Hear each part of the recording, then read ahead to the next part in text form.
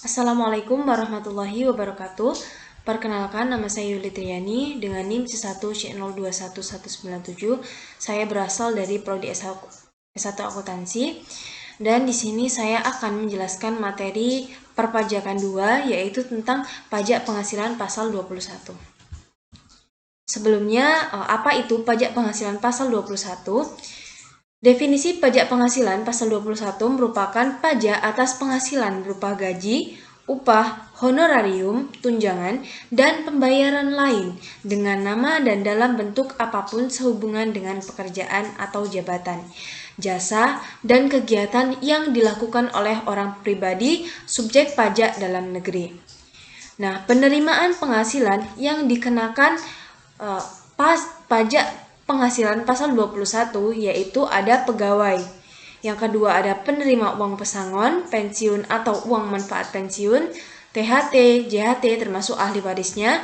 Yang ketiga ada bukan pegawai yang menerima atau memperoleh penghasilan sehubungan dengan pekerjaan, jasa, atau kegiatan yang meliputi pemain musik, pembawa acara, lalu presenter, dan lain sebagainya.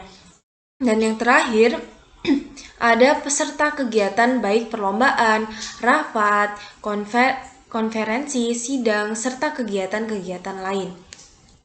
Selanjutnya untuk objek pajak penghasilan pasal 21 itu ada penghasilan yang diterima bersifat teratur maupun tidak teratur. Yang kedua, ada penghasilan yang diterima penerima pensiun secara teratur berupa uang pensiun atau penghasilan sejenisnya. Yang ketiga, ada penghasilan berupa uang pesangon, uang manfaat pensiun, tunjangan hari tua yang dibayarkan secara sekaligus, yang pembayarannya melewati jangka waktu 2 tahun, sejak pegawai berhenti bekerja.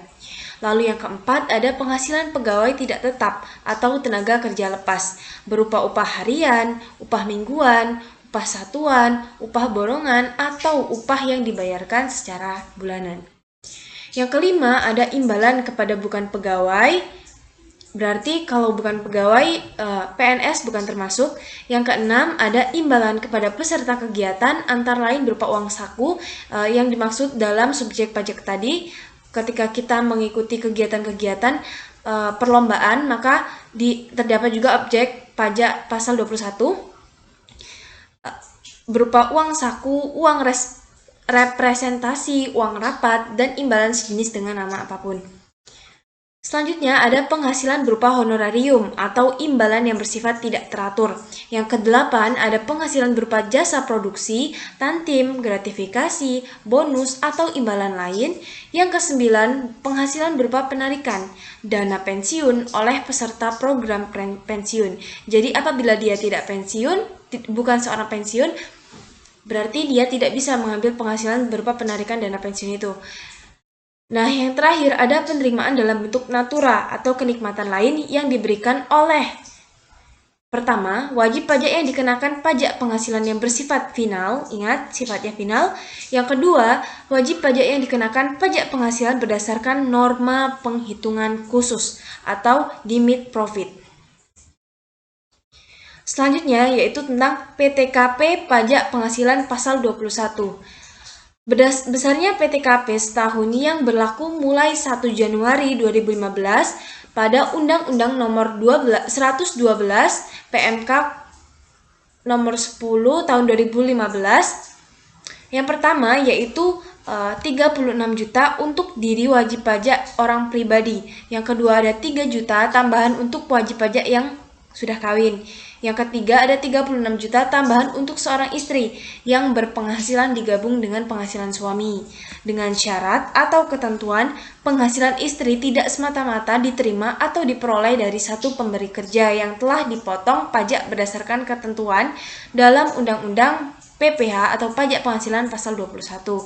Yang kedua ada pekerjaan istri tidak ada hubungannya dengan usaha atau pekerjaan bebas suami. Yang keempat 3 juta tambahan untuk setiap anggota keluarga sedarah dan keluarga semenda dalam garis keturunan lurus 1 derajat serta anak angkat menjadi tanggungan sepenuhnya maksimal 3 orang. Berikut tarif pajak penghasilan pasal 21. Yang pertama ada sampai dengan 50 juta, tarif pajaknya yaitu 5%. 50 juta sampai dengan 250 juta, tarif pajaknya 15%.